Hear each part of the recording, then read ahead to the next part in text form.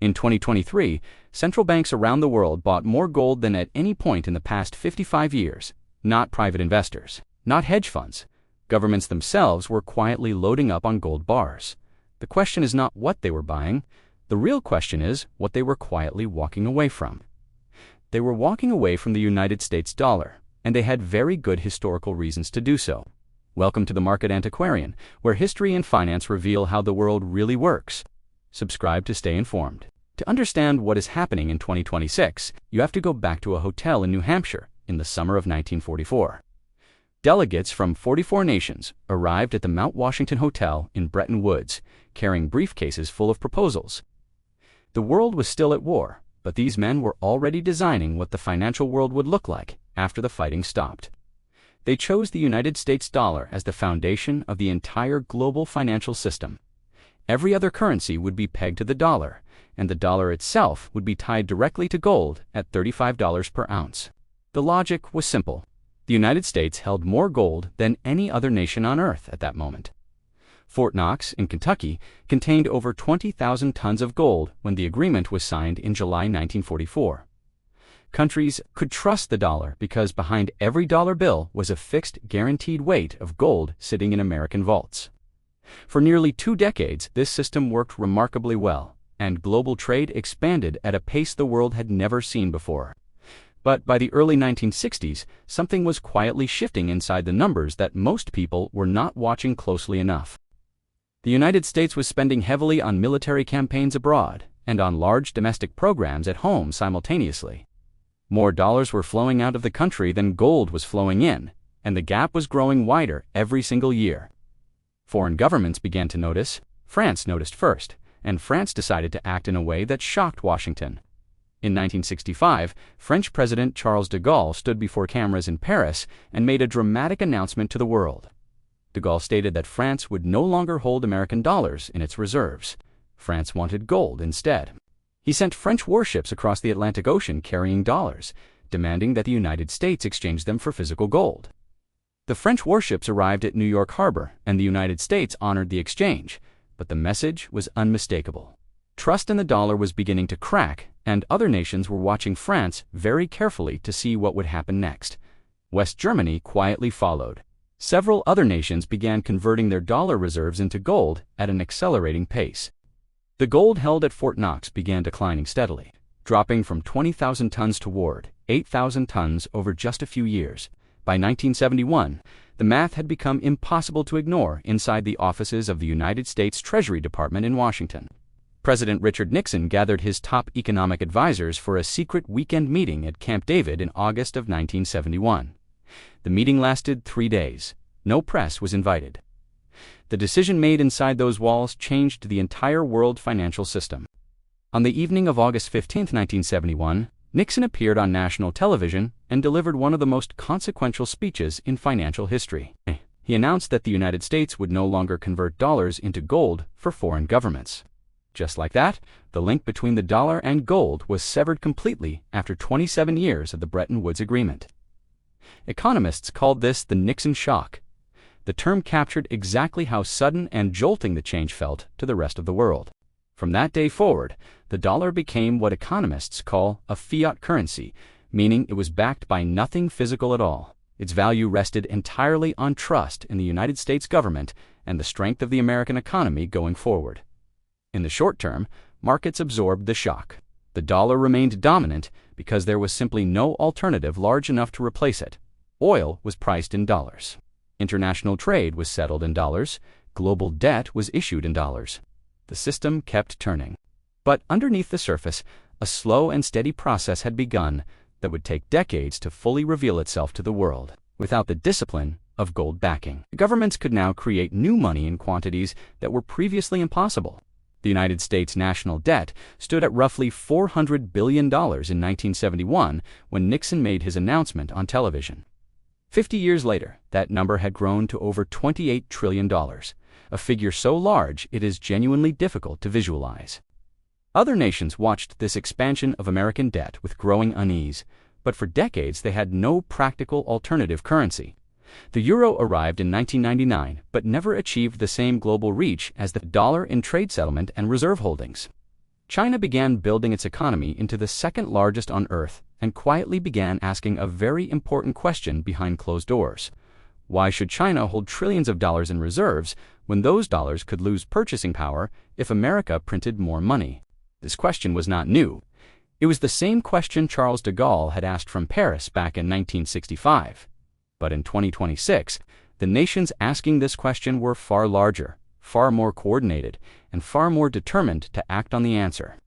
The shift began showing up clearly in the data released by the World Gold Council starting around 2018, and accelerating rapidly afterward. Central banks globally had been net sellers of gold for decades after 1971, reducing their reserves to buy other financial assets instead. But in 2018, the trend reversed sharply. Central banks became net buyers of gold for the first time in a generation. Poland bought gold, Hungary bought gold, Turkey bought gold. India expanded its reserves significantly and moved bullion back home to domestic vaults. Russia had been buying gold steadily since 2006, quietly accumulating over 2,000 tons by the time sanctions arrived in 2022. The timing of that Russian gold accumulation became deeply significant when Western nations froze Russian dollar reserves after February 2022. Roughly $300 billion in Russian central bank assets held in Western financial institutions were frozen almost overnight. Every central bank on Earth took note of what happened to Russia. The message was clear, and it could not be unsaid. Holding dollars meant holding assets that a foreign government could freeze if political relationships deteriorated at any point in the future. Gold stored inside your own national borders cannot be frozen by Washington. It cannot be sanctioned. It cannot be digitally switched off. This was not a new insight from history. It was a very old insight that had been temporarily forgotten and was now remembered again. Central bank governors in Beijing, Riyadh, New Delhi, and Ankara began reviewing their reserve compositions with fresh urgency after 2022. China reported official gold reserves of around 2,200 tons by 2024, but analysts believed the true figure was considerably higher. China had been expanding its gold mining industry domestically and purchasing production before it ever reached the open international market. Saudi Arabia, historically one of the most dollar-loyal nations due to the Petrodollar arrangement made in 1974, began diversifying its reserves. The Petrodollar arrangement of 1974 had been a cornerstone of dollar dominance for 50 years, and it was showing visible signs of strain. Under that 1974 arrangement, Saudi Arabia agreed to price all of its oil exports exclusively in United States dollars without exception. In return, the United States provided military protection and security guarantees to the Saudi government and the royal family in Riyadh. This arrangement meant that every nation on Earth needed to hold dollars simply to purchase energy, the most essential commodity of the modern world. For 50 years, oil in dollars meant demand for dollars was built directly into the structure of the global economy permanently. But in 2023 and 2024, Saudi Arabia began accepting Chinese yuan for certain oil transactions for the first time in 5 decades. The amounts were small initially, but the symbolic weight of the shift was enormous, and financial analysts discussed it for months afterward. If oil could be purchased in currencies other than dollars, then the structural demand that had supported dollar dominance began to weaken. Central banks watching this development understood that the floor beneath dollar demand was not as solid as it had appeared for decades. Gold offered something that no currency could offer in an era of geopolitical uncertainty. Gold offered permanent, portable, sovereign independence. A gold bar stored in the National Bank of Poland belongs to Poland regardless of what happens in Washington, Brussels, or Beijing. This characteristic became more valuable, not less valuable, as the world fragmented into competing geopolitical and economic blocs. After 2022, the International Monetary Fund data showed that the dollar share of global reserves had fallen from 71% in 2001 to below 58% by 2024. That decline was not caused by any single event. It was the accumulated weight of decades of decisions gradually shifting the balance. Nixon removed the gold anchor in 1971. America printed money to finance wars and stimulus programs for decades afterward without physical constraint. Foreign governments absorbed American debt for years because they had no better option, but patience has limits, and alternatives were slowly developing. Each crisis accelerated the process. The 2008 financial crisis shook confidence. The 2020 stimulus programs printed money at an unprecedented scale. The 2022 Russian asset freeze turned theoretical concerns about dollar dependency into urgent practical policy. Questions in capitals around the world. By 2025 and 2026, the gold buying had moved from a quiet trend into an openly declared policy in multiple major economies simultaneously. Central bank governors were no longer embarrassed to say publicly that they were reducing dollar exposure and increasing gold allocations in their reserves. What had once been considered financially eccentric or overly cautious was now considered prudent risk management at the highest levels of government. The price of gold reflected this shift visibly. Gold moved past $2,000 per ounce, then past $2,500, then past $3,000 in 2025. Each milestone in the gold price told the same story. Institutional confidence in the unlimited fiat dollar system was gradually, measurably declining worldwide. And yet the dollar remained the dominant global reserve currency in 2026. Still used in the majority of international trade transactions daily, the story of gold in 2026 is not the story of the dollar collapsing. It is the story of something far more gradual and more significant. It is the story of the world slowly, carefully, and deliberately building a financial system that is less dependent on any single nation currency. Central banks are not panicking, they are positioning. The difference between those two things is the difference between reaction and strategy. And the strategy being implemented today in government vaults from Warsaw to Riyadh to Beijing has deep roots in decisions made over 80 years ago. The gold bars stacking up in national vaults in 2026 are not just a financial bet. They are a quiet verdict on the system built at Bretton Woods. The gold bars arriving at central bank vaults in 2026 carry a weight far heavier than their physical mass alone. They carry the memory of every financial crisis, every broken promise, and every currency that collapsed before this one. History does not repeat itself exactly, but it rhymes closely enough that those who study it can hear the familiar rhythm returning. To understand where the world is heading, you must first understand what happened to the currencies that came before the dollar.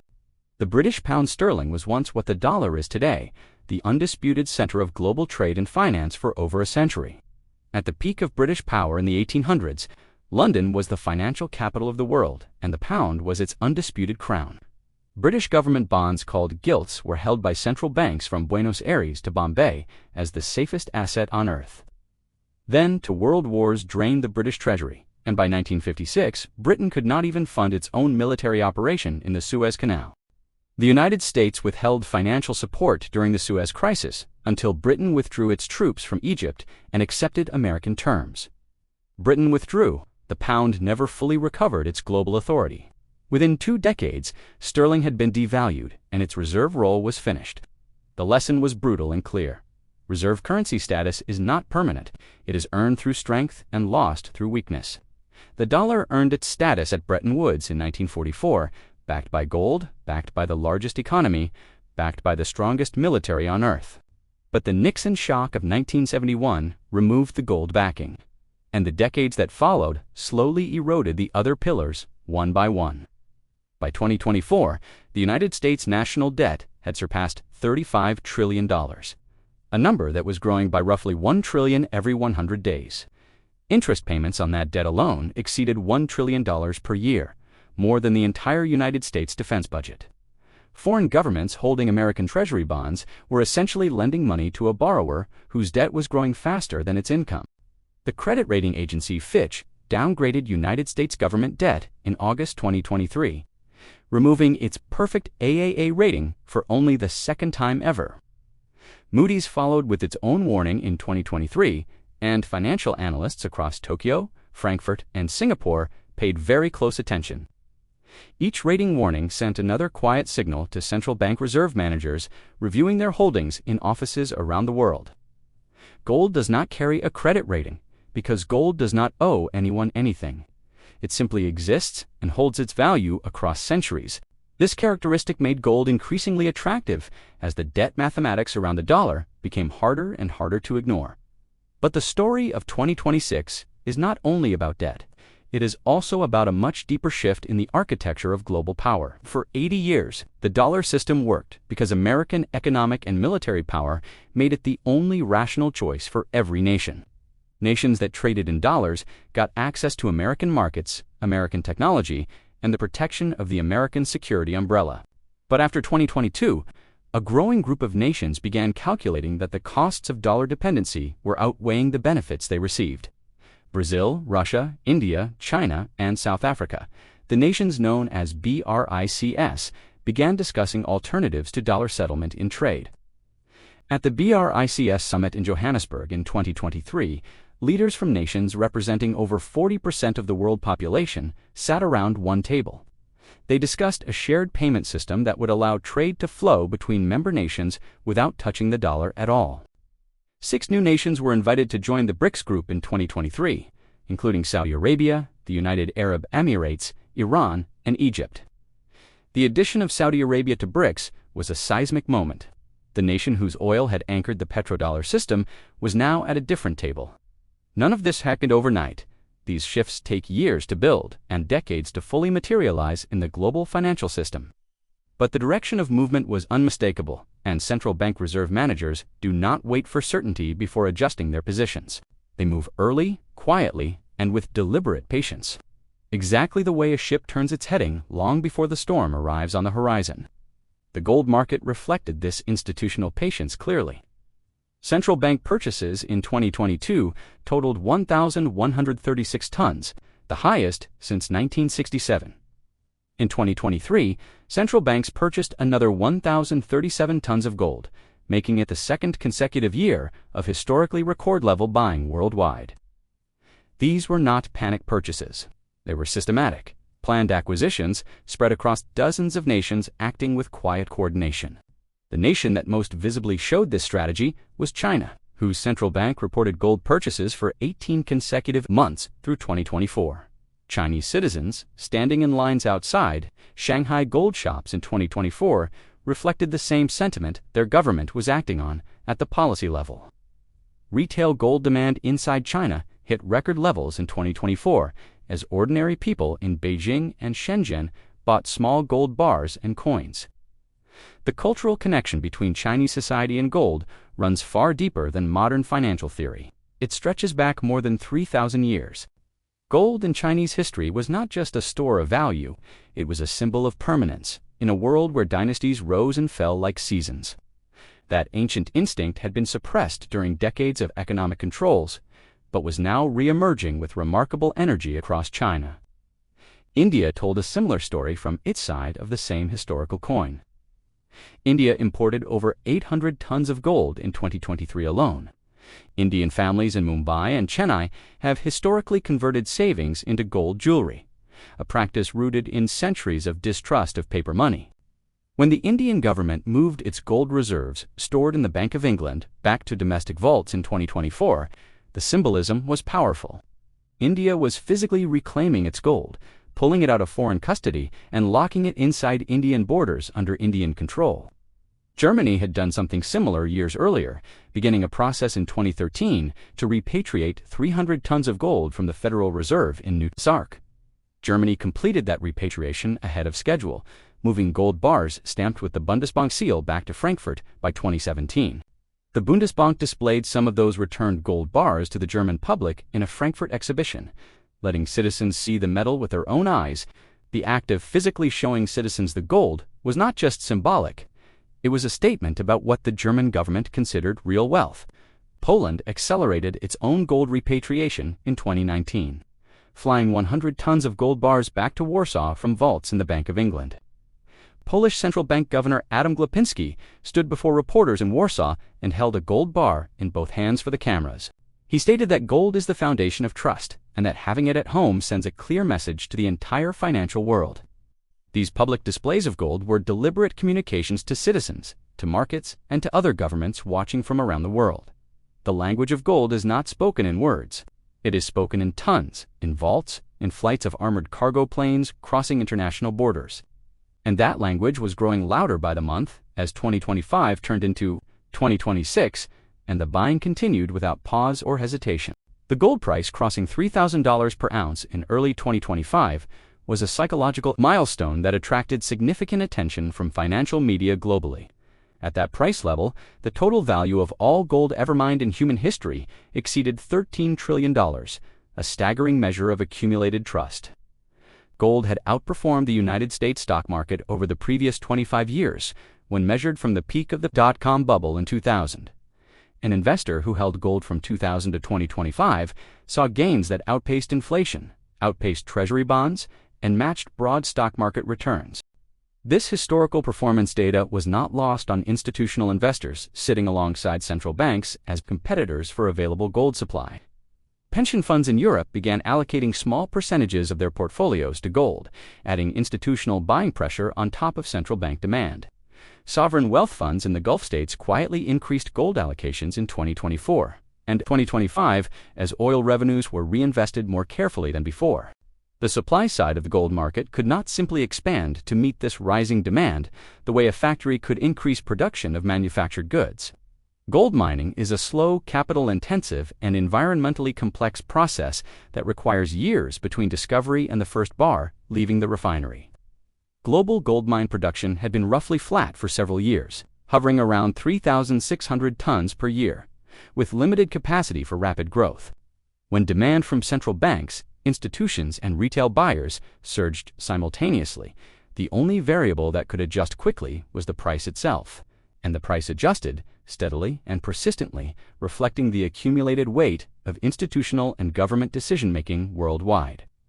The paradox at the center of this entire story is that the more the dollar system produced debt, the more attractive its ancient rival became. Gold and the dollar have been rivals since 1971, when Nixon cut the cord between them on that Sunday evening. BROADCAST from Washington. For decades after 1971, the dollar won that rivalry decisively, supported by petrodollar recycling, American economic dominance, and the absence of alternatives. But the world of 2026 is not the world of 1972. The alternatives that did not exist then have been slowly and carefully constructed since digital payment systems connecting BRICS nations, yuan-denominated oil contracts on the Shanghai Exchange, cross-border settlement systems built outside Western financial networks. None of these developments have ended dollar dominance, but each one reduces the structural dependency that made dollar dominance feel permanent and inevitable. The dollar will not disappear the way the British pound disappeared from reserve portfolios. That transition took 3 decades and 2 world wars. What is happening in 2026 is something more subtle and in many ways more consequential than a simple currency replacement story.